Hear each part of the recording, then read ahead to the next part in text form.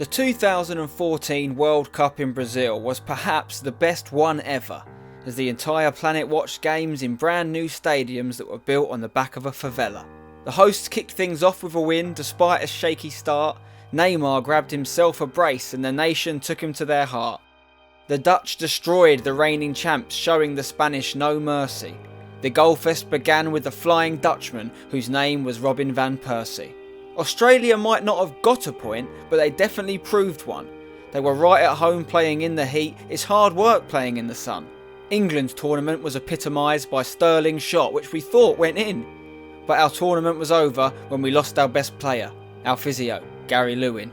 The only positive for the England team was that Rooney broke his World Cup duck, but if we're honest, we all know the truth. The Three Lions don't roar, they suck. The unlikely heroes were Costa Rica, who showed what team spirit can do. No one even thought they'd get a point, let alone finish top and go through. The best World Cup debut wasn't made by a player, it was actually the vanishing spray. And we finally welcomed goal line technology, which now has the final say. Suarez returned to his biting ways as he became a three-time offender, and Manuel Neuer proved himself as the best goalkeeper and the best defender. The true star of the tournament was called James, but his mates call him James.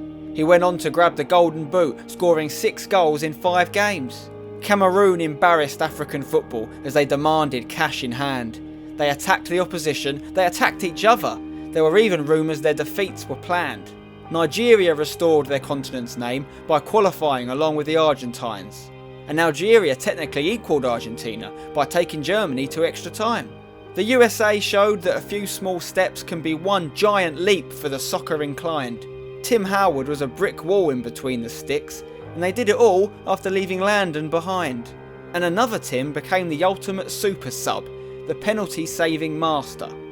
Unfortunately, Silasson couldn't do the same, and the Dutch lost in a semi-shootout disaster. Brazil suffered a heavy defeat, they just couldn't handle the German attack. It's no wonder Neymar had a spinal injury when he carried a whole nation on his back.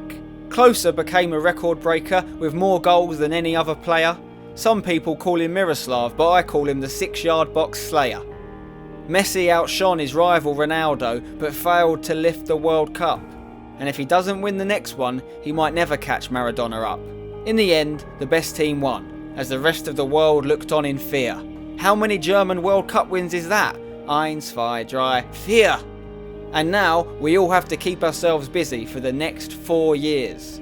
Russia won't be like Brazil, but will it all end in tears? Let's hope England can improve. In 2018, our youngsters will be in their prime. But for now, we have to accept football's not coming home. It hasn't lived here for a long time.